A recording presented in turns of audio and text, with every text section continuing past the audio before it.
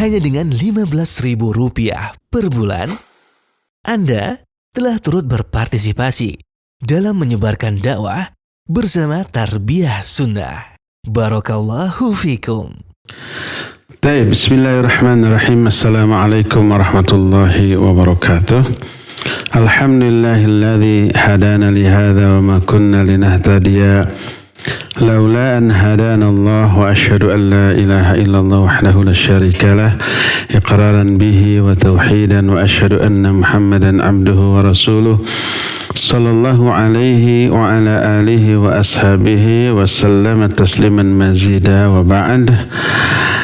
Para pendengar Radio Tarbiyah Sunnah Bandung di mana saja Anda berada, para pendengar radio lainnya yang ikut gabung, para pemirsa Persada TV, Niaga TV dan yang lain-lain, tak lupa kita sapa berjamaah Muslim Kota Baru Parahyangan di Padalarang, Kabupaten Bandung Barat, juga para netizen melalui akun manapun di mana saja Anda berada. Alhamdulillah, kembali kita berjumpa dalam pembahasan Al-Qiyamatul Kubra. Kajian ini biasanya dulu offline di Masjid Pusdai Bandung. Selama semasa pandemi ini kita online dulu, ya, semoga segera ya bulan depan kita bisa offline kembali di Pusdai melanjutkan kajian kitab ini. Kita berharap ini yang terakhir online. Bulan depan sudah offline lagi. Kita masih berbicara tentang kengerian hari kiamat. Al-Quranul Karim menggambarkan, mendeskripsikan kengerian hari kiamat dengan gambaran yang membuat siapapun yang membacanya, yang mendengarnya atau yang menyampaikannya amat sangat takut, tegang terhadap datangnya hari tersebut. Membuat jiwa kita bergetar karena takut, membuat pikiran kita juga memberikan pengaruh yang besar terhadap perasaan ketika menggambarkan dahsyatnya hari kiamat.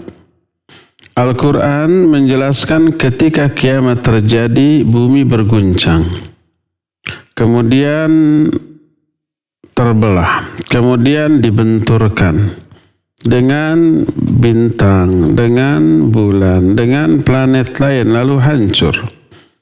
Gunung-gunung pun berhamburan, hancur lebur menjadi pasir yang bertumpuk. Air laut meluap dan mendidih saking panasnya. Langit memerah kemudian terbelah dan hancur. Matahari juga digulung saat itu. Lalu musnah dan lenyaplah cahayanya. Demikian juga bulan, demikian juga bintang. Seluruh benda-benda besar yang ada di angkasa bertubrukan satu sama lain. Bagaimana dengan penghuni bumi?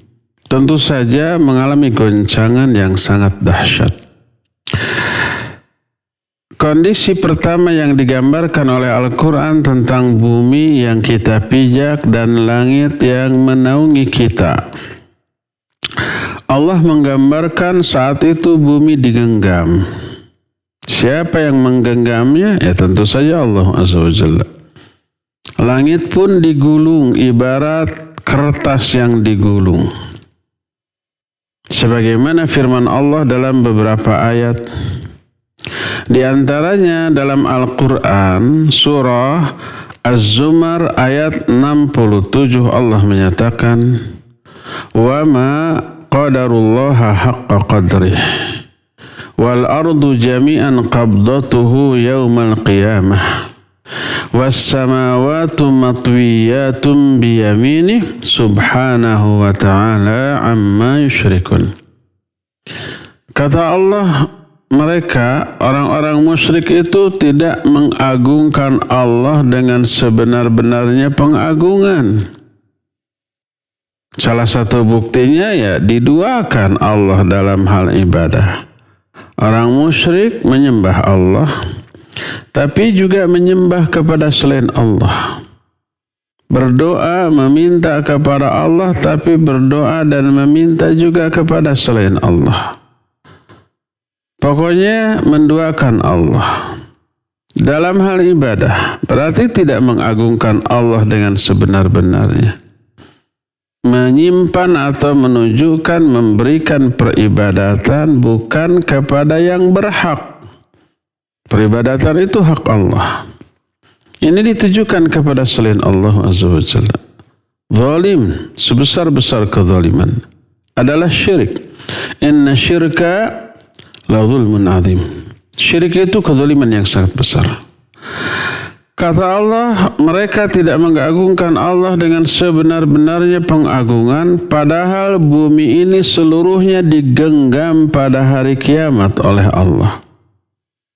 Dan langit pun digulung dengan tangan kanannya. Tangan kanan Allah Azza wa Jalla. Maha suci Allah dan maha tinggi dari apa-apa yang mereka sekutukan.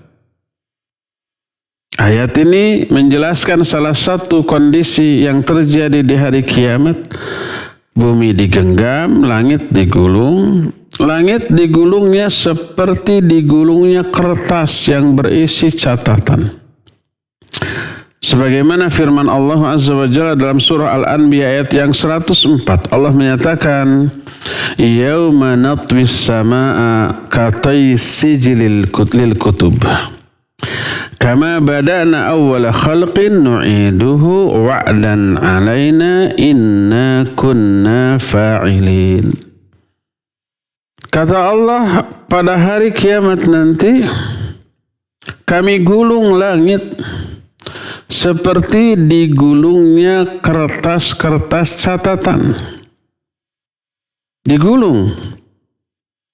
Sebagaimana kami memulai awal penciptaan, kala kami kembalikan seperti semula sebagai janji atas kami dan kami pasti akan melakukannya. Ketika menerangkan ayat ini, surah Al-Anbiya ayat yang ke-104 ini berkata Imam Ibnu Katsir rahimahullahu ta'ala. Kata beliau, was-sahih an Ibni Abbas radhiyallahu anhuma, anna sijila hiya sahifah. Ada, kata beliau, pendapat yang sahih dari Ibnu Abbas bahwa sijil di dalam ayat ini adalah lembaran-lembaran kertas yang di sana berisi catatan. Ini juga pendapat yang dikemukakan oleh Ali bin Abi Thalhah, juga oleh Al-Auf, masih dari Ibnu Abbas, juga dikemukakan oleh Mujahid, Qatadah, dan banyak lagi pendapat ulama ahli tafsir yang lainnya. Pendapat ini juga yang dipilih oleh Imam Ibnu Jarir At-Tabari dalam kitab tafsirnya karena yang ma'ruf secara bahasa adalah makna sijil itu memang catatan atau lembaran-lembaran catatan yang terbuat dari kertas. Sehingga makna dari ayat ini, langit kelak digulung seperti digulungnya kertas. Ditambah, diperkuat dalam hadis yang isinya semakna dengan ayat tadi. Hadis ini muttafaqun alaih, riwayat Imam Bukhari dan Imam Muslim dalam dua kitab sahihnya, Sahih Bukhari dan Sahih Muslim.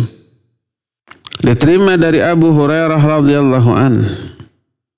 Berkata Rasul alaihi salatu wassalam, Yaqbidullahu al-arda yawmal qiyamah wa yatwi as-samaa'a biyaminih thumma yaqul ana al-malik aina mulukul ard.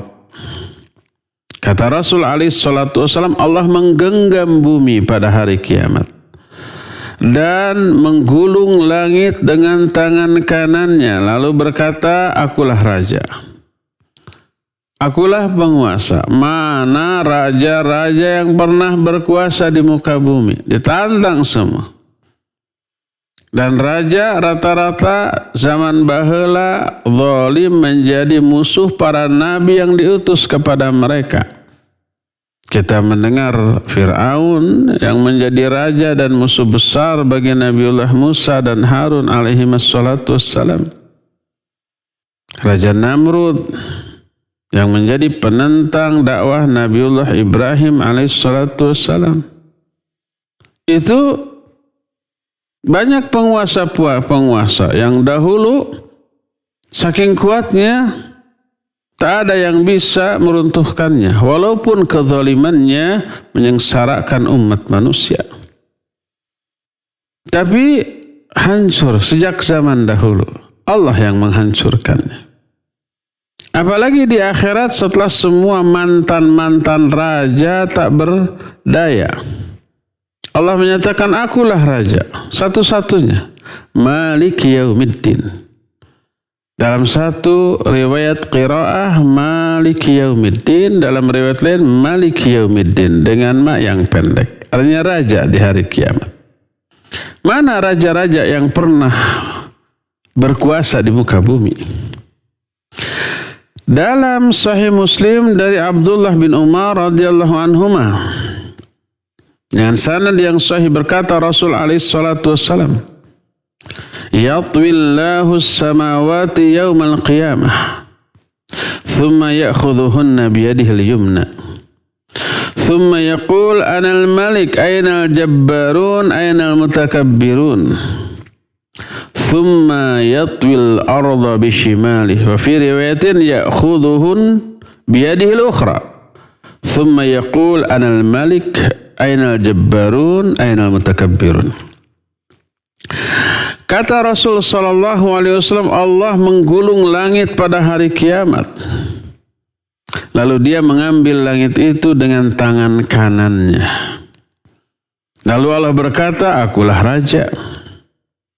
Mana para diktator di muka bumi, para penguasa di muka bumi? Mana orang-orang yang takabur? Takabur itu merasa besar padahal kecil. Bahasa Sunda nama gumede. Gumede itu merasa diri gede padahal kecil. Gumasep merasa diri kasep padahal goreng patut. Ahwat gumelis merasa diri gelis padahal jelek. Takabur gumede merasa diri gede padahal kecil. Mana orang-orang yang takabur? Itu kata Nabi SAW, kemudian Allah menggulung bumi dengan tangan kirinya. Yang kanan menggulung langit, yang kiri menggulung bumi. Dalam riwayat lain Allah mengambilnya dengan tangannya yang lain, tidak disebut kiri. Kemudian Allah berfirman, akulah raja. Mana para penguasa yang dahulu pernah berkuasa di muka bumi? Mana orang-orang yang takabur? Dalam Sahih Bukhari dari Abdullah bin Mas'ud radhiyallahu anhu,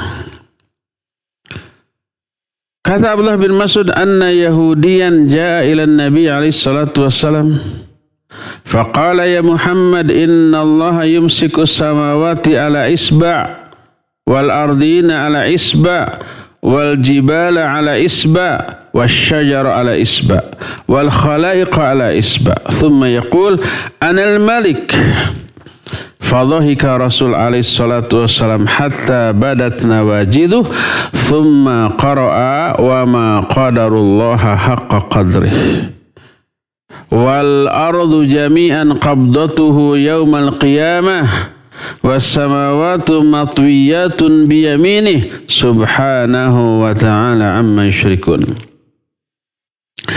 Kata Abdullah bin Mas'ud, ada seorang Yahudi datang kepada Nabi alaihi salatu wassalam lalu berkata, hai Muhammad, karena dia tidak mengakui secara zahir kenabian Rasul sallallahu alaihi wasallam, makanya nyebut nama. secara zahir, walaupun hati mereka itu ngaku ini nabi benar, nabi akhir zaman. Tertulis dalam kitab Taurat mereka nama dan ciri-cirinya yang semua itu persis ada pada diri Nabi alaihi salatu wassalam. Kenapa mereka ingkar? Karena iri, karena dengki. Mereka meyakini Nabi akhir zaman yang dijanjikan dalam kitab mereka itu dari kalangan Bani Israel. Yakin, dan sebelum Nabi itu datang mereka terlibat persaingan, permusuhan dengan bangsa Quraisy, orang Mekah. Sehingga kalau orang kafir Quraisy dahulu perang dengan suku lain lalu menang, mereka sorak, euforia, bangga. Nah, orang Yahudi bilang, tunggu sampai datang Nabi akhir zaman, dia akan memimpin kami memerangi kalian. Bayangkan, sudah diyakini demikian, ternyata Nabi akhir zaman bukan dari kalangan Bani Israel, bukan dari Yahudi, tapi dari rival mereka bangsa Quraisy. Ya nggak mau mereka mengakuinya, walaupun meyakini kebenarannya. Makanya Allah menyatakan, ya'rifunahu kama ya'rifuna abna'ahum.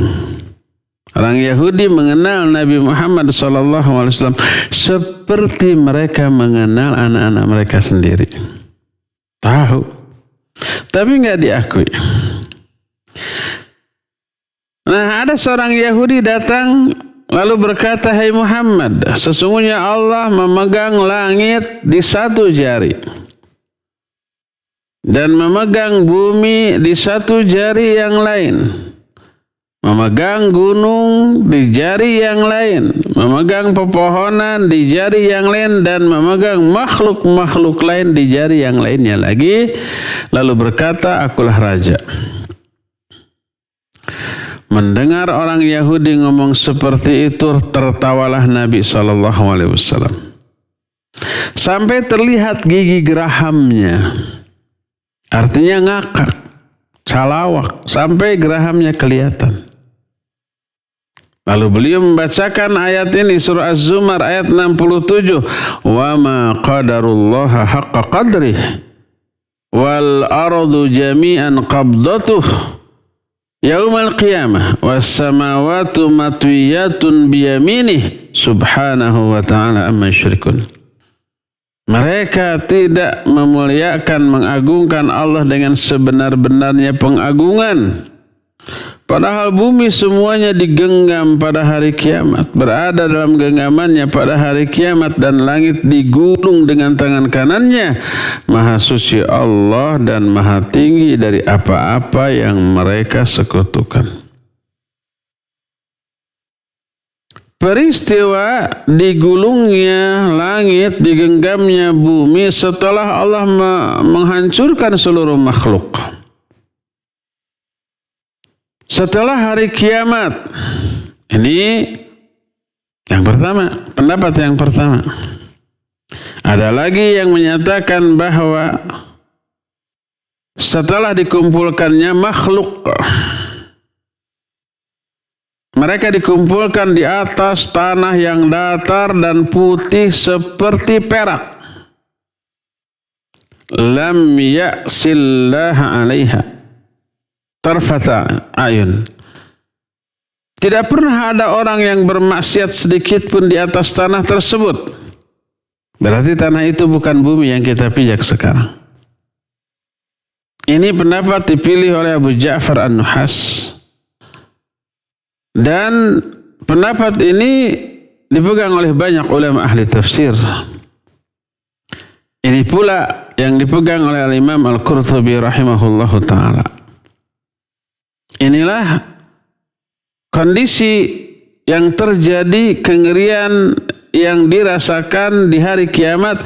Pertama, bumi ini digenggam. Yang kedua, langit ini digulung. Terus ketiga, bumi ini dibenturkan. Kemudian gunung-gunung pun dihancurkan. Sehingga gunungnya jangan dibayangkan gunung di kita yang terdiri dari banyak tanah, banyak pepohonan, yang apabila musim hujan pohonnya ditebang, gundul, kemudian longsor. Ini coba gunung-gunung di daerah Timur Tengah, semuanya batu cadas yang sangat-sangat keras. Kelak gunung tersebut hancur berubah menjadi tumpukan pasir. Allah Azza wa Jalla menjelaskan dalam banyak ayat, di antara surah Al-Haqqah ayat mulai 13 sampai ayat 16.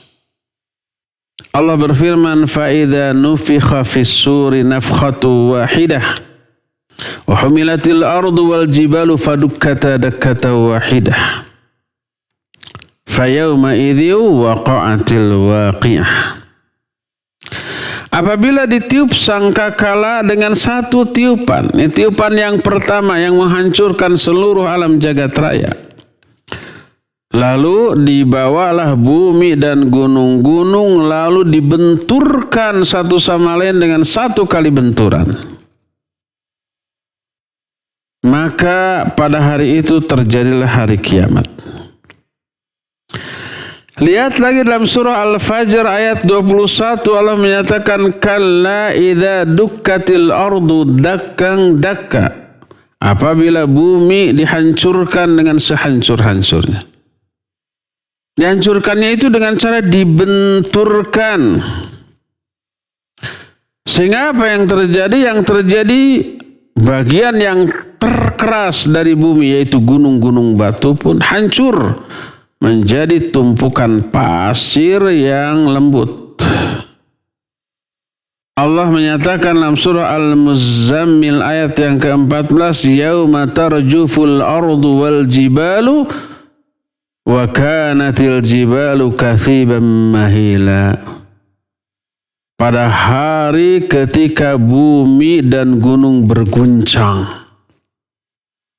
Guncangannya keras, nggak ada gempa bumi yang pernah terjadi yang menyamai ini. Kalau gempa bumi rata-rata lokal, hanya tidak terjadi di suatu daerah, tapi tidak menimpa daerah lain.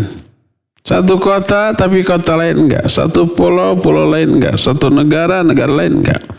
Ini seluruhnya, bumi semuanya berguncang. Dan juga gunung-gunung. Terus hasil guncangan itu apa? Wa kanatil jibalu kathiban mahila.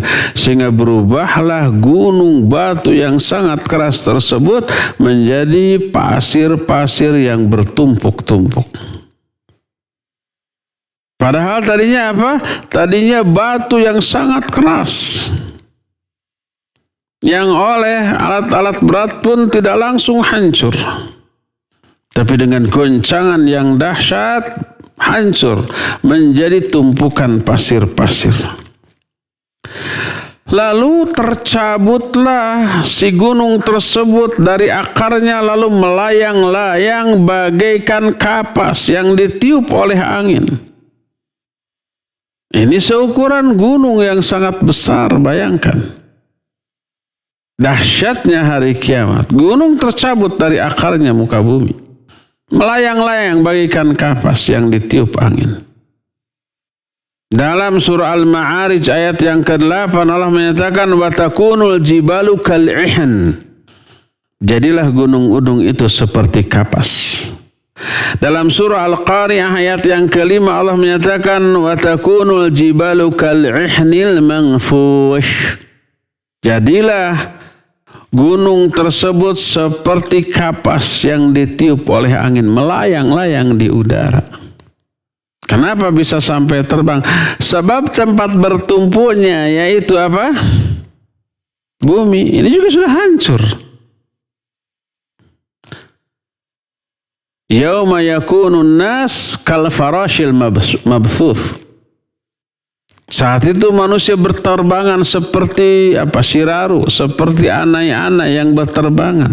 Bukan mendadak bisa terbang kayak Superman, bukan. Tapi nggak ada lagi tempat berpijak. Melayang-layang sudah, buminya sudah hancur. Allah Azza wa Jalla menyatakan bahwa gunung tersebut bergeser, berjalan, hancur, tercabut. Lalu jadilah gunung tersebut seperti Fata Morgana. Fata Morgana itu kita tahu dari kejauhan seperti ada genangan air, tapi pas didatangi tidak ada apa-apa. Kita menyebutnya dengan sebutan Fata Morgana. Al-Quran menyebut dengan sebutan sarab. Dengan sin kecil, bukan syarab. Kalau syarab minuman. Ini sarab. Allah menyatakan wa idal jibalu suyirat. Dan ketika gunung tersebut dihancurkan dalam surat Takwir ayat yang ketiga. Wa suyiratul jibalu fakanat saraba. Dihancurkanlah gunung itu, maka gunung itu menjadi seperti Fata Morgana. Kelihatan dari jauh seperti ada, pas didekati ternyata tidak ada. Di dalam ayat yang lain dalam surah Al-Mursalat ayat yang ke-10, wa idzal jibalu nusifat. Ketika gunung tersebut dihancurkan, nusifat itu hancur sampai remuk, sampai menjadi bubuk. Padahal tadinya gunung itu terdiri dari batu yang sangat kokoh, besar dan kuat.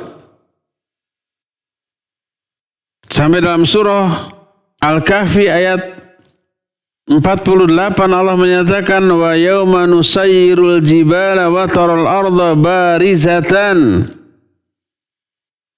Engkau pada hari ketika kami menghancurkan gunung-gunung.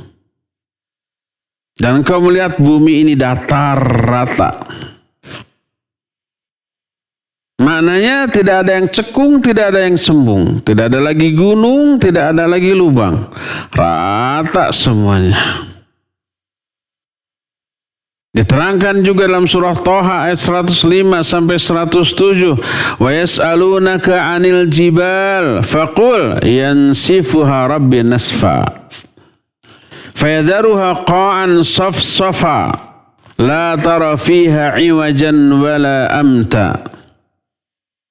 Mereka bertanya kepada engkau hai Muhammad tentang gunung-gunung. Nanti gunung gimana? Pada hari kiamat. Mereka bertanya karena mereka melihat gunung itu kokoh kuat. Terdiri dari batu-batu yang luar biasa dahsyat besarnya dan kuatnya. Faqul yansifuha rabbi nasfa. Katakan olehmu Allah akan menghancurkan gunung itu sampai remuk sehancur-hancurnya. Fa'adharuha qan safsafa. Lalu Allah biarkan bumi ini menjadi datar. Lapangan yang datar la tara fiha iwaja wala amta. Engkau tidak akan melihat ada lubang atau ada yang cembung. Yang cekung enggak ada, yang cembung juga tidak ada. Itu kondisi apa? Itu adalah kondisi gunung-gunung. Lalu bagaimana dengan lautan? Lautan meluap. Terjadi gelombang dahsyat melebihi tsunami yang pernah ada. Tsunami yang pernah melanda negeri kita, daerah Aceh sana, menewaskan ratusan ribu orang. Padahal itu nggak seberapa dibanding kelak. Terus selain itu airnya pun mendidih panas. Sebagaimana pemandangan yang sangat mengerikan ini diterangkan oleh Allah Azza wa Jalla dalam beberapa ayat dalam Al-Quranul Karim. Allah Subhanahu wa taala berfirman, wa idzal biharu fujirat.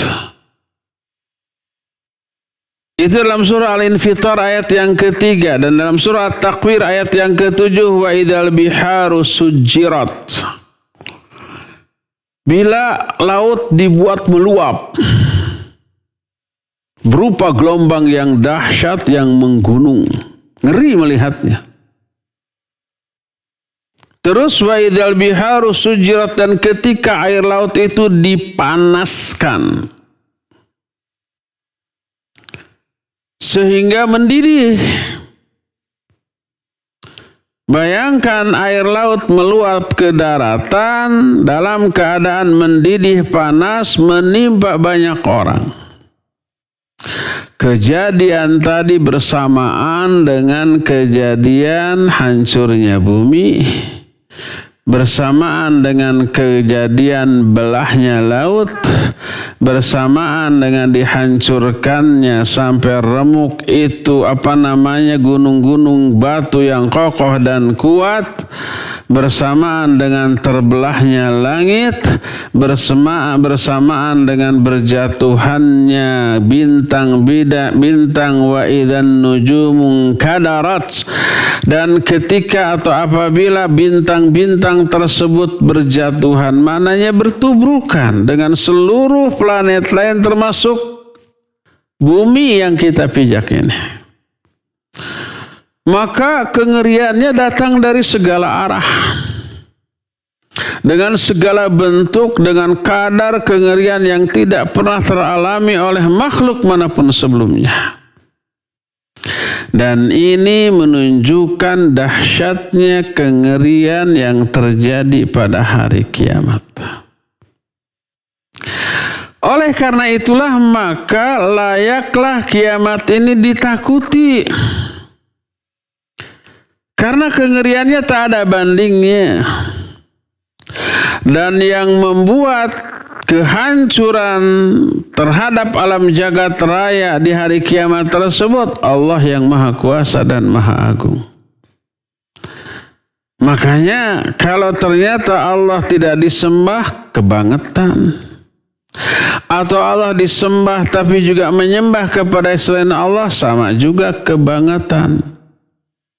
Tidak mengagungkan Allah Azza wa Jalla, seluruh orang kafir, orang musyrik, orang ateis tidak mengenal Allah dan tidak mau mengenal Allah. Tidak mengagungkan Allah. Atau orang musyrik yang menyembah Allah tapi menyembah yang lain, itu sama dengan menyamakan Allah dengan makhluk dalam hal sesembahan. Dan itu sikap yang tidak menghormati, mengagungkan, menghargai Allah Azza wa Jalla dengan sebenar-benarnya pengagungan. Makanya Allah menyatakan tadi, wa ma qadarullaha haqqa qadrih wal ardu qabdatuhu yaumal qiyamah was samawati matwiyatun biyaminih subhanahu wa ta'ala amma yusyrikun. Mereka orang-orang musyrik, orang-orang kafir itu tidak memuliakan Allah dengan sebenar-benarnya, padahal bumi berada dalam genggamannya pada hari kiamat. Langit digulung dengan tangan kanannya. Zat yang mampu berbuat seperti itu adalah zat yang layak, pantas untuk diagungkan dengan semaksimal pengagungan yang kita bisa. Sembah dia satu-satunya. Jangan menyembah yang lain. Tunduk dan patuh kepada aturannya. Jangan tunduk dan patuh kepada aturan selain Allah yang bertolak belakang dengan aturan Allah Subhanahu wa ta'ala. Makanya disebutkan di dalam ayat ini mereka tidak mengagungkan, padahal semua dalam genggaman Allah Azza wa Jalla. Sekarang digenggam, nanti digenggam dengan cara menggenggam yang berbeda. Kalau menggenggam sekarang mah dipelihara dan diatur. Seluruh kerajaan berada dalam genggaman tangan Allah. Tabarakalladzi biyadihil mulk wa huwa ala kulli syai'in qadir. Barakah Allah yang di dalam genggaman tangannya lah seluruh kerajaan langit dan bumi. Seluruh kerajaan langit dan bumi berada dalam genggaman tangan Allah. Kalau nanti mah digenggamnya untuk dihancurkan. Maha suci Allah dan maha tinggi dari apa-apa yang mereka sekutukan. Allah suci untuk disekutukan. Terlalu suci Allah subhanahu wa ta'ala untuk diduakan dalam hal ibadah. Dari sinilah kita mengetahui kedahsyatan kondisi dan keadaan hari kiamat yang membuat orang menjadi ngeri dan takut, lalu mempersiapkan diri untuk menghadapinya agar tidak sengsara dan menderita di hari itu. Lalu bagaimana kondisi detil yang teralami oleh langit? Bagaimana pula matahari? Bagaimana pula bintang, bagaimana pula bulan.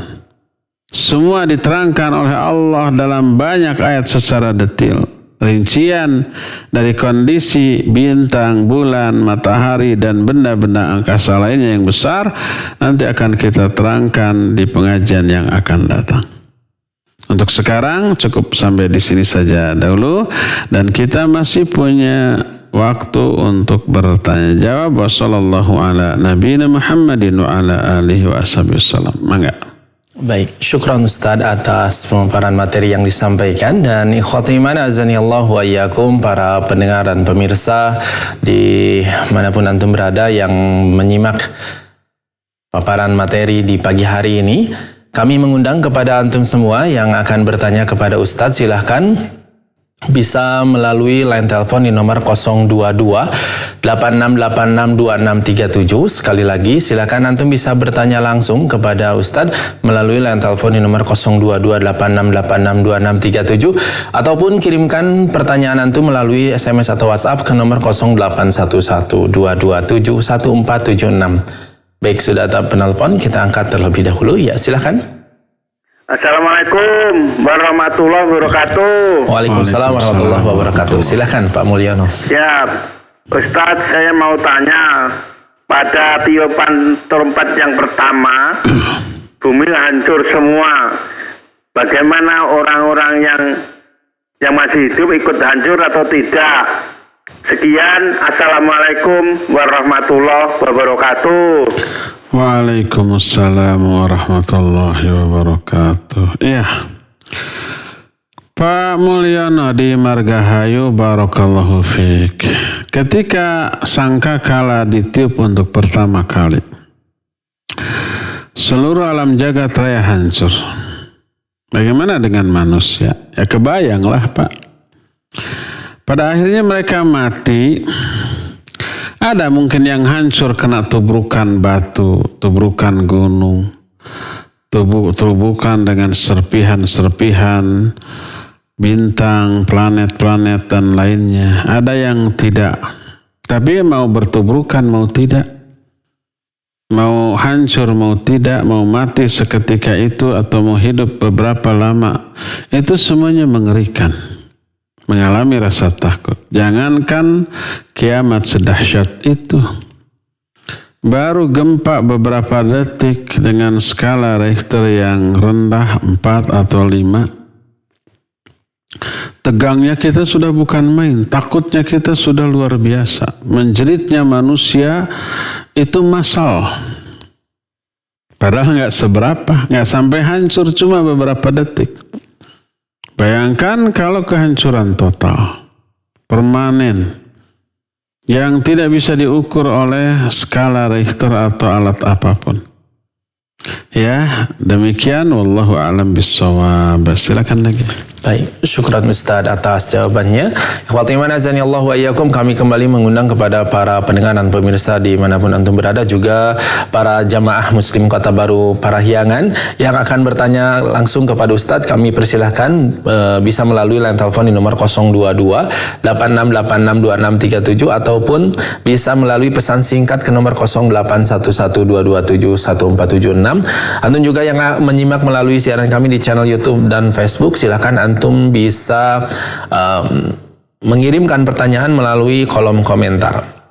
Baik Ustadz, pertanyaan selanjutnya, Ustadz, bagaimanakah nasib orang yang beriman pada saat kehancuran bumi atau alam semesta tersebut, Ustadz? Mohon penjelasannya, silahkan. Iya, ketika bumi hancur saat kiamat, tak ada lagi orang yang beriman.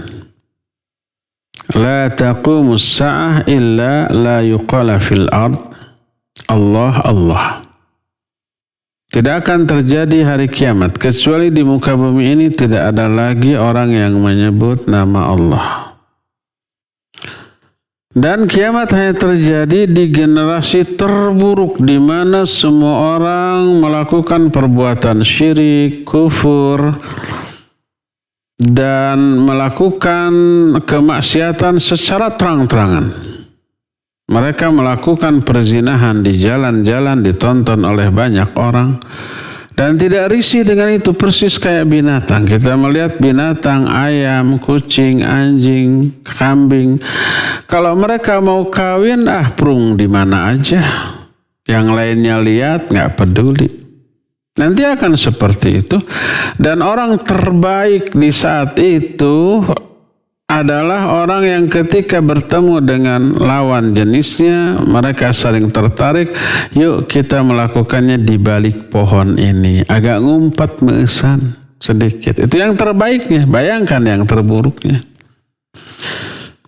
Sebelum kiamat terjadi, kelak akan ada beberapa tanda yang sudah kita terangkan di pertemuan-pertemuan yang dahulu sebelum pandemi, ketika ngaji kita masih offline di Pusdai, Bandung. Nanti akan ada angin halus, lembut. Siapapun orang yang di dalam hatinya ada iman, walaupun sekecil debu, kecil banget, terkena angin itu akan mati. Sehingga yang tinggal hanyalah orang-orang kafir. Orang-orang yang tidak memiliki keimanan walaupun sedikit. Itu yang akan tetap hidup. Lalu di generasi terburuk itulah mereka akan mengalami kiamat. Jadi kiamat terjadi saat orang beriman tidak ada lagi. Semuanya kafir, semuanya musyrik, semuanya ahli maksiat. Gak ada lagi orang yang beriman, karena sebelum terjadinya kiamat, semua orang yang memiliki kadar keimanan terkecil sekalipun sudah mati duluan, terkena angin yang tadi disebutkan. Dan inilah yang dimaksud dengan hadis yang menyatakan bahwa la yazalu ta'ifatu min ummati dhahirina 'alal haqq la yadhurruhum man khalafahum hatta taqumas sa'ah. Akan selalu muncul satu kelompok kecil dari umatku yang berdiri di atas kebenaran. Mereka tidak dimadaratkan oleh orang-orang yang menentang mereka hatta taqumas sa'ah, sampai datang as-sa'ah. As-sa'ah yang dimaksudlah datangnya angin tadi. Karena setelah angin datang, semua orang yang beriman mati.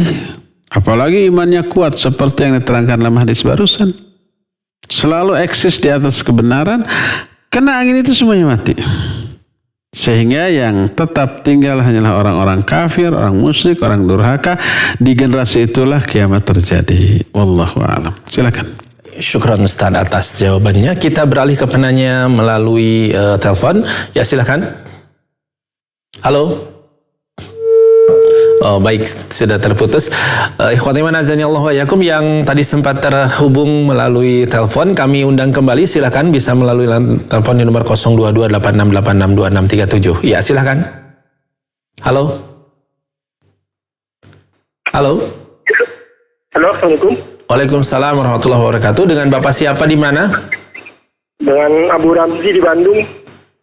Abu Rafsi di Bandung. Ya silakan, bisa lebih keras lagi suaranya. Iya, terima kasih. Waalaikumsalam Ustaz. Waalaikumsalam warahmatullahi. Mohon maaf, di luar topik. Kami di Bandung ini sedang membangun masjid ya Ustaz, di dekat rumah. Dan kami ingin menghidupkan sunnah Rasulullah SAW sebagaimana yang Ustaz dan Tarbiyah Sunnah Channel ini kumandangkan terus ya. Nah, masalahnya adalah di masjid-masjid di sekitar kami itu belum banyak imam-imam dan dai-dai yang sesuai dengan sunnah Rasulullah SAW. Nah, mungkin Ustadz punya rekomendasi atau siapa yang bisa nanti kira-kira mengisi masjid ini Ustadz, karena kelak masjid ini nanti mungkin akan menyebar saya sunnah Rasulullah sebagaimana yang memang benar ya Ustadz, tidak dari bid'ah, tidak dari hal yang tidak diajarkan Rasulullah.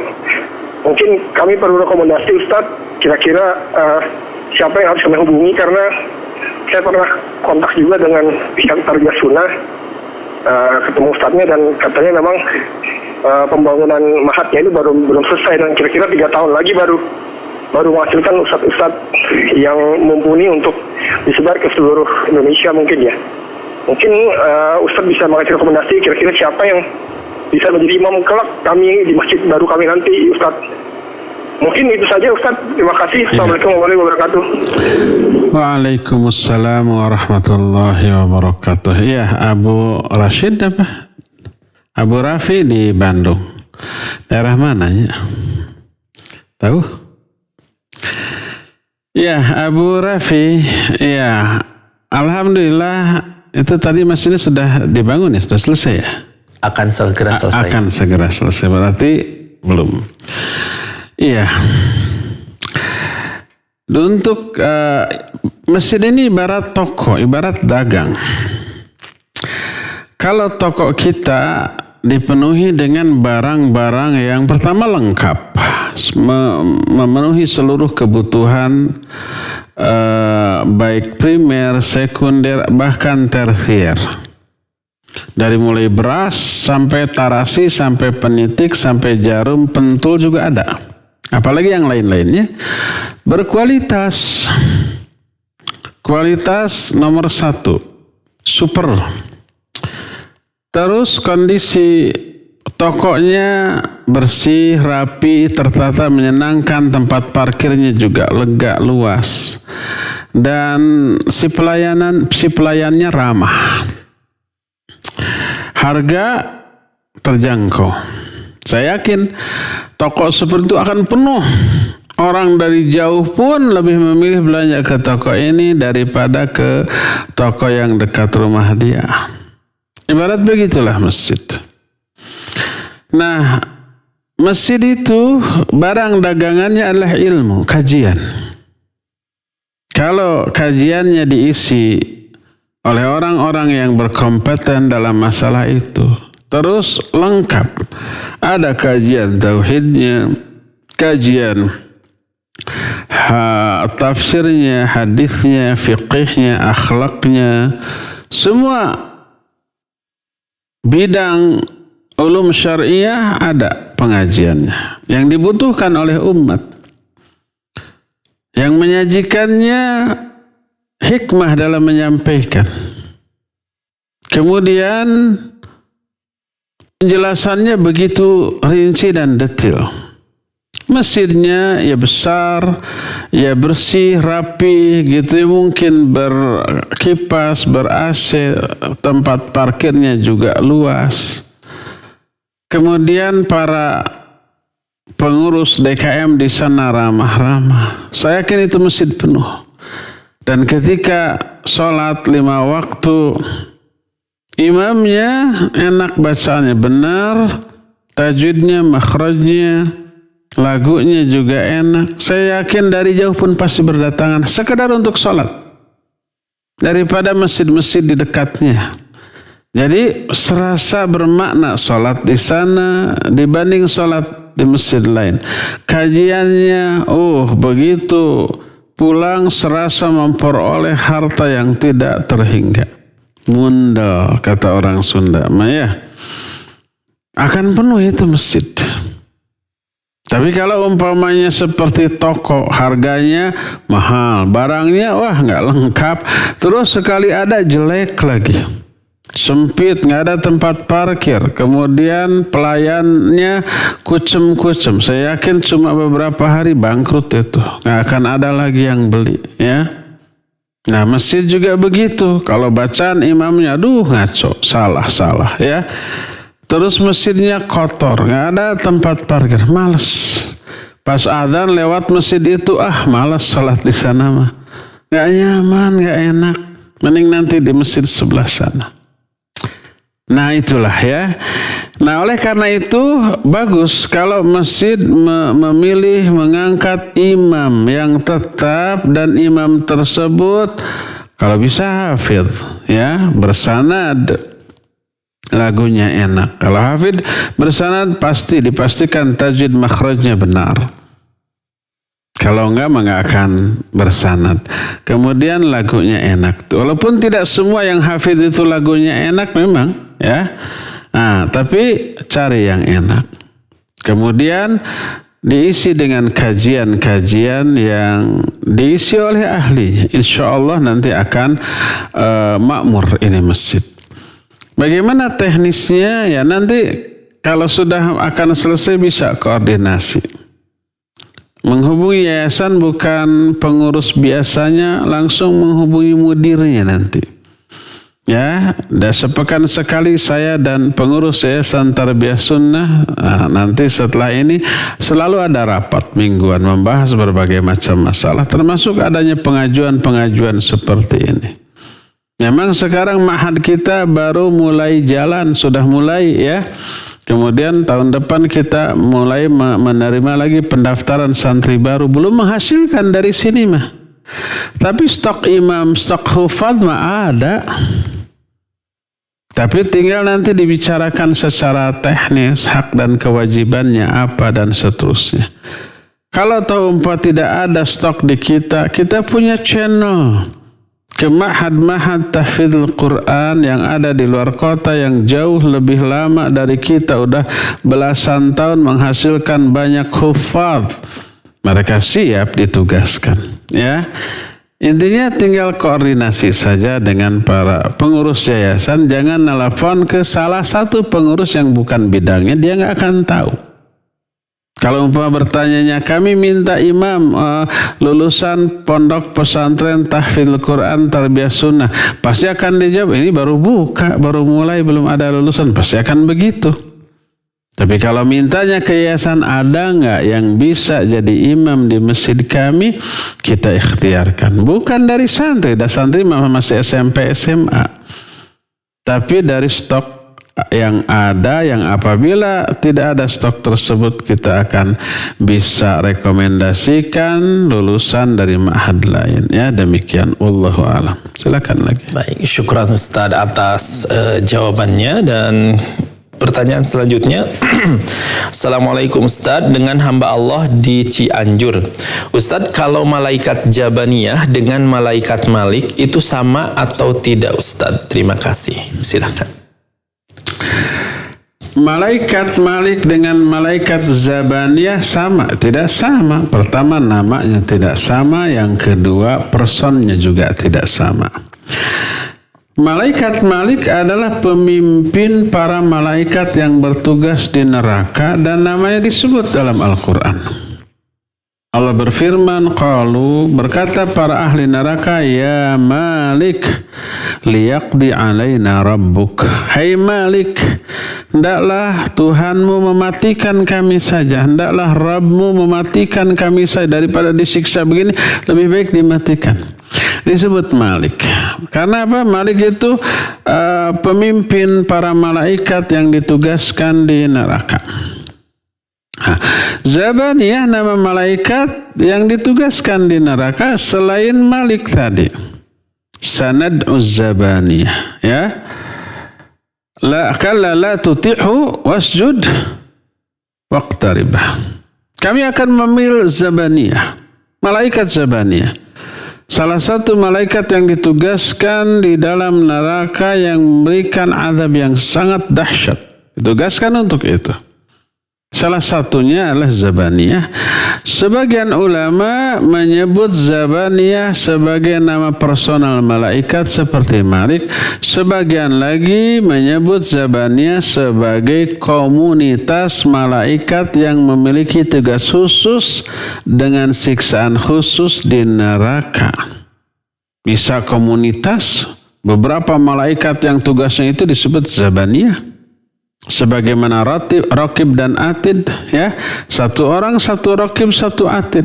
Raqib itu sebutan, bukan nama malaikat, tapi sebutan bagi malaikat yang mencatat kebaikan yang ada di kanan, Atid yang ada di kiri. Satu orang satu Raqib satu Atid. Jadi sebutan, bukan nama. Ma yalfidhu min qawlin illa ladaihi raqibun atid. Tidak ada satupun kata yang terucap dari mulut kecuali di sampingnya ada raqib dan ada atid. Jadi bukan nama personal malaikat, tapi atau sebutan bagi malaikat pencatat kebaikan dan keburukan. Zabaniyah juga seperti itu. Wallahu a'lam bissawab. Silakan lagi. Baik, syukran Ustaz atas jawabannya. Pertanyaan selanjutnya dari Ibu Siti Zuraida. Ustaz, apakah manusia yang sudah meninggal berada di alam barzah merasakan juga kengerian hari kiamat? Silakan. Iya. Ya, orang-orang yang sudah meninggal, yang sudah masuk ke alam kubur atau alam barzakh, ya, merasakan goncangan hari kiamat. Karena mereka hidup di alam barzakh. Kecuali orang yang dikecualikan di dalam hadis. Salah satunya adalah orang yang mati syahid. Orang yang mati syahid, mereka hidup di alam kubur dengan dipenuhi kenikmatan. Allah menyatakan wala taqulu, janganlah kalian menyatakan kepada orang-orang yang qutilu fi sabilillahi amwatan, orang-orang yang terbunuh di jalan Allah itu sebagai bahwa mereka itu mati. Bal ahya, mereka itu hidup. Dalam surah Al-Imran, bal ahya inda rabbihim yurzaqun, mereka hidup di sisi Allah dalam keadaan terus tetap menerima rizki. Ini gambaran hidup yang menyenangkan karena ada nikmat kubur. Pada hakikatnya semua orang baik mati syahid ataupun mati konyol, atau bahkan orang kafir, atau bahkan orang musyrik, orang durhaka, di alam kubur tidak mati tapi hidup lagi, dihidupkan, menerima apa? Azab, tapi kehidupan yang menyengsarakan. Nah, ketika kiamat terjadi, karena mereka hidup, mereka mengalami goncangan. Kecuali orang yang mati syahid diamankan oleh Allah. Dalam salah satu hadis Nabi SAW bersabda, yu'talis syahid kham'asittu khisalin, akan diberikan kepada orang yang mati syahid 6 keistimewaan. Salah satunya adalah wa yu'manu minal faza'il akbar, akan diamankan dari goncangan terdahsyat pada hari kiamat. Kalau orang-orang yang mati syahid alias para syuhada diamankan dari goncangan hari kiamat, apalagi para nabi yang kedudukannya tentu saja jauh lebih tinggi, lebih mulia daripada para syuhada. Adapun selain syuhada, orang-orang mukmin biasa yang soleh masuk ke alam kubur lalu terjadi kiamat, ya mengalami dahsyatnya goncangan kiamat dan merasakannya. Apalagi selain mereka. Wallahu a'lam. Silakan lagi. Baik, syukran Ustaz atas jawabannya. Pertanyaan selanjutnya dari Ibu Sisi Agustina. Assalamualaikum Pak Ustadz, apakah kalau kita pernah terzolimi sama seseorang, apakah di hari kiamat nanti orang yang berbuat zolim pada kita punya rasa penyesalan Pak Ustadz? Mohon penjelasannya, silakan. Iya, jangankan di dunia, Bu, jangankan di akhirat, di dunia saja orang berbuat jahat ke kita, kita lapor polisi, ditangkap, dipenjara. Nyesel nggak? Nyesel. Umpamanya dia memfitnah kita di media sosial. Ada undang-undangnya, ada buktinya, laporkan. Oh, ada bukti, sudah disidang, divonis sekian. Walaupun nggak lama, sekian bulan. Maka menyesal nggak? Menyesal tuh saya menyesal. Kenapa nulis gitu ya? Tulisannya nggak seberapa, puasnya nggak seberapa, tapi kita dihukum. Apalagi di akhirat. Kerugiannya berlipat. Apa kerugian berlipat bagi pelaku kezaliman? Pertama, pahalanya berkurang, di-offer, dikirim, diberikan kepada korban kezalimannya. Jadi kalau kita yang dizalimi, nanti di akhirat pahala dia ke kita. Kedua, dosa kita di-offer ke dia. Jadi orang yang zalim itu ibarat sini dosa kamu saya ambil nih, pahala saya ke kamu, kan kayak gitu tuh. Jadi siapa yang untung? Yang untung yang menjadi korban kezaliman. Yang rugi adalah yang pelaku kezaliman. Dosanya bertambah, berat. Kemudian pahalanya berkurang, padahal pahala ini modal untuk bahagia di akhirat. Terus diazab. Menyesal nggak kira-kira? Pastilah menyesal. Itu saya menyesal.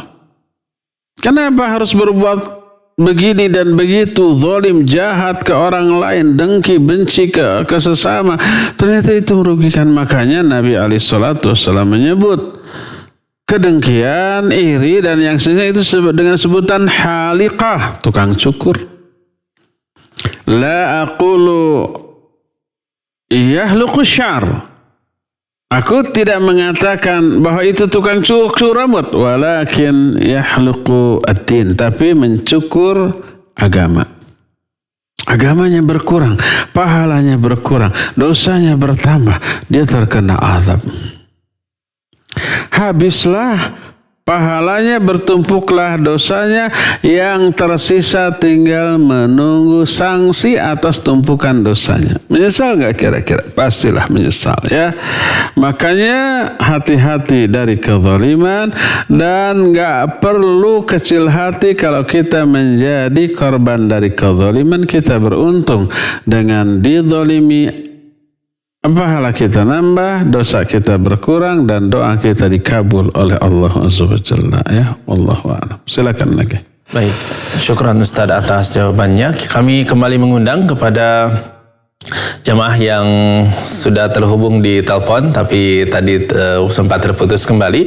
Silahkan bisa menghubungi kembali nomor 022 86862637. Sekali lagi, antum yang akan bertanya langsung kepada Ustadz, silahkan bisa melalui line telepon di nomor 022 86862637 ataupun bisa mengirimkan pertanyaannya melalui pesan singkat ke nomor 081122714776. Silakan bisa dicoba kembali di nomor 02286862637. Baik Ustadz, pertanyaan selanjutnya, Ustadz, bagaimanakah mempertahankan, ya diulangi Ustadz, bagaimanakah mempertahankan keimanan dalam hati walaupun hanya sedikit untuk selamat di hari kiamat nanti, Ustadz? Silakan.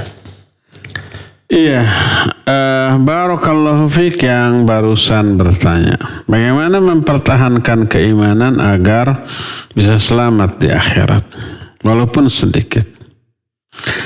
Pertama, jangan ridho dengan sedikitnya iman, tingkatkan. Bagaimana caranya agar bisa minimal istiqamah di atas keimanan yang ada, maksimalnya bertambah? Pertama, kaji ilmu. Sebab ilmu ini sumber hidayah. Siapa yang keluar rumah mencari ilmu, Allah akan beri hidayah. Hidayah untuk beramal soleh, hidayah untuk menjauhi dosa dan kemaksiatan dan seterusnya. Jadi sebanyak mungkin mengikuti kajian baik online apalagi offline. Tapi sekarang musim pandemi, insya Allah sebentar lagi pekan depan kita offline. Kapan, di mana? Ikuti saja pengumumannya nanti ya. Baik di media sosial, di grup-grup kajian ataupun di radio. Itu yang pertama. Cari ilmu sebanyak-banyaknya dari orang-orang yang terpercaya akidah dan manhajnya. Kedua, jangan lupa berdoa kepada Allah. Sebab Allah lah yang membolak-balikan hati kita, Allah lah yang memberi hidayah, milik Allah lah semua petunjuk dan taufik, minta kepada Dia. Agar kita ini istiqamah. Rabbana la tuzigh qulubana ba'da idh hadaitana wa hab lana min ladunka rahmah innaka antal wahhab. Sering-sering baca Allahumma inna nas'aluka fi'lal khairat wa tarkal munkarat wa hubbal masakin wa an taghfira li wa tarhamani wa idza aradta fitnata qaumin fatawaffani ghaira maftun.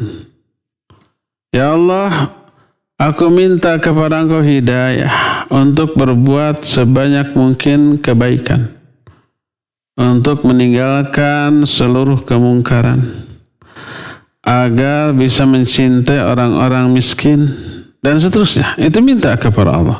Itu doa Nabi SAW.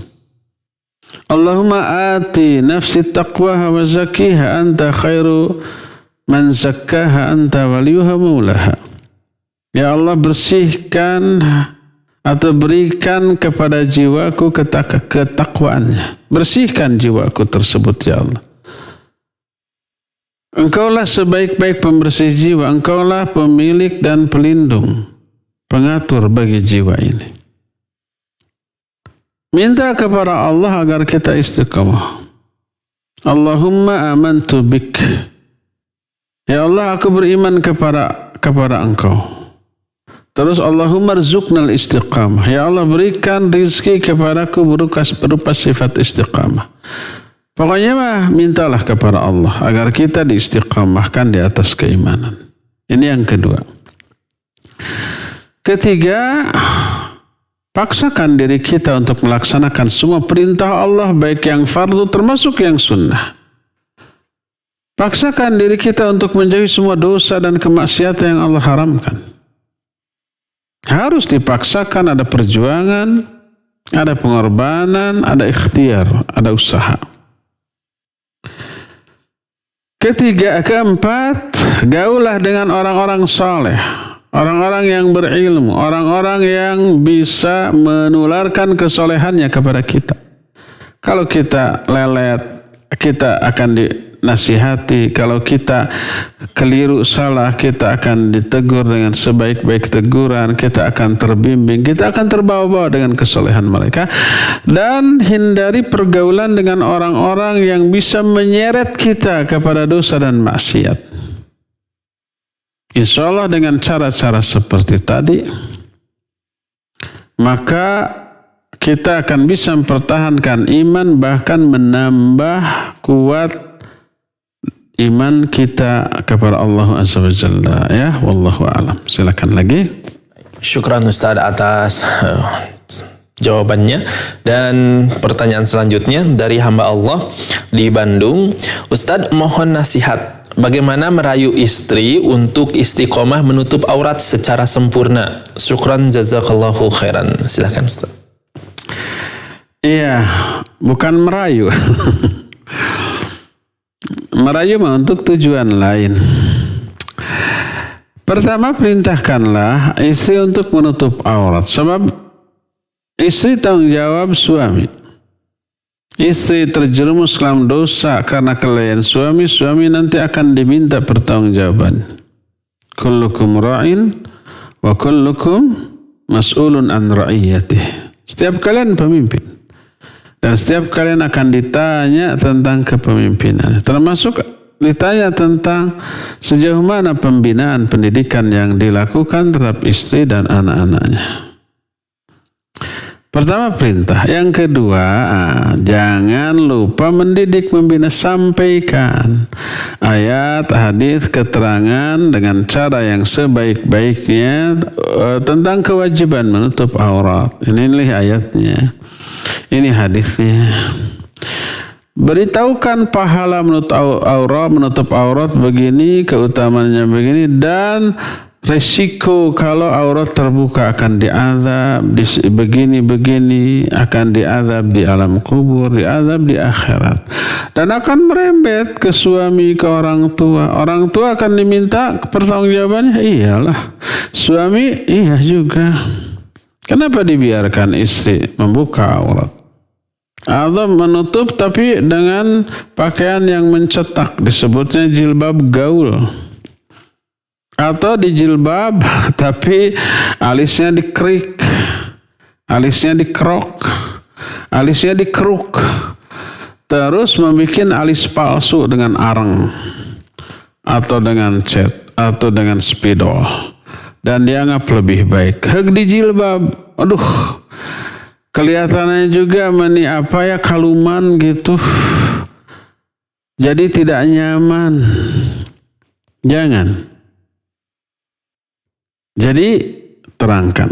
Ketiga, jangan lupa ngajak istri ke kajian-kajian. Kajian memiliki pengaruh yang besar. Minimal ketika ngaji dia akan berjilbab syar'i. Terus dapat ilmu, menguatkan iman, memberikan motivasi yang lebih kuat untuk taat. Terus di tempat kajian gaul sama akhwat-akhwat lain yang mungkin sudah sempurna dalam hal menutup aurat. Ada pengaruh? Ada pengaruh. Gaul sama akhwat-akhwat yang memiliki akhlak yang bagus. Terpengaruh ya terpengaruh. Betah ngaji di sana, betah selain ada ilmunya, juga teman-temannya panitia dan yang lainnya ramah-ramah, bager-bager gitu ya. Dan ada wisata kulinernya juga. Sebab ada yang nge-WA kemarin emak-emak ke saya tuh, Ustadz kapan tuh pengajian di Cipaganti?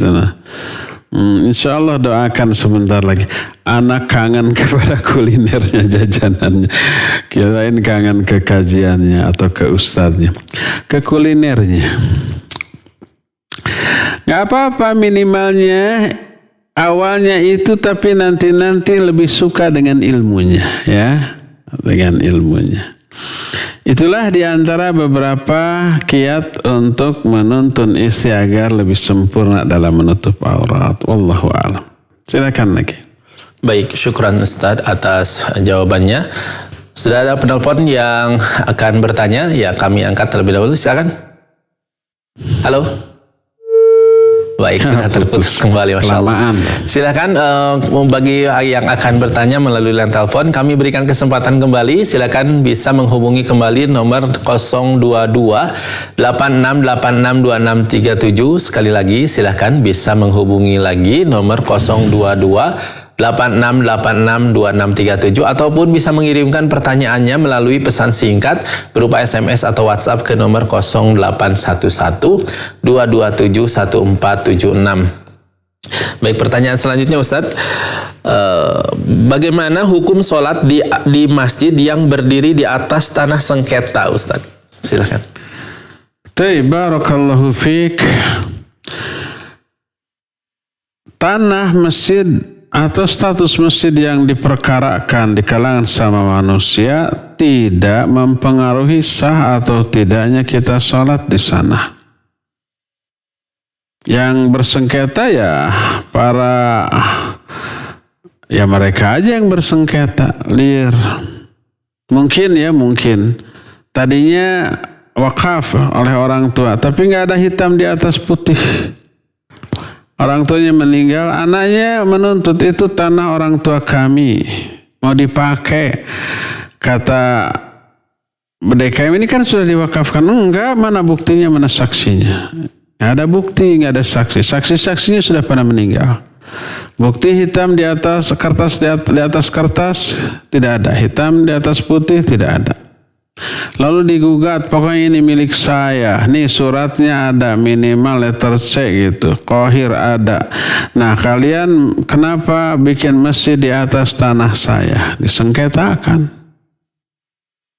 Yang dosa siapa? Yang bersengketa sudah. Terutama yang memperkarakan keberadaan masjid berada di tanahnya. Padahal ya, masjid yang dibangun di atas tanah kita setiap saat itu memberikan pahala kepada kita. Dipakai sholat dapat pahala, dipakai ngaji dapat pahala, dipakai ibadah dapat pahala. Nggak mau dia dapat pahala demi keuntungan dunia yang nggak seberapa. Yang berdosa biar mereka. Kita sholat di sana tetap selama masjid tersebut berdiri. Kita masih tetap boleh sholat di sana, sholat kita sah, pahalanya sempurna, tidak berkurang sedikit pun. Adapun yang bermasalah adalah orang yang bersengketa tadi. Tetaplah sholat di sana. Kecuali kalau sudah umpama secara hukum ini lapor ke polisi, oleh polisi didatangi lalu disegel, dipasang polisi lain warna kuning tanya asal namanya. Nggak boleh ada yang masuk di sana. Ya itu apa boleh buat. Karena itu melanggar hukum kalau kita masuk ke dalamnya. Bisa dipidanakan, mungkin bisa dipidanakan, bisa dituntut, cari masjid lain. Tapi selama belum sampai ke level itu, silakanlah sholat di sana dan sholatnya sah, sempurna, tanpa mengurangi sedikit pun pahala sholat kita ya. Cukup ya, sampai di sini saja. Insya Allah kita akan jumpa kembali melanjutkan kajian Al-Qiyamatul Kubra ini di bulan yang akan datang. Subhanakallahumma bihamdik asyhadu an la ilaha illa anta astaghfiruka wa atubu ilaik. Walhamdulillahirabbil alamin. Wassalamu alaikum warahmatullahi wabarakatuh.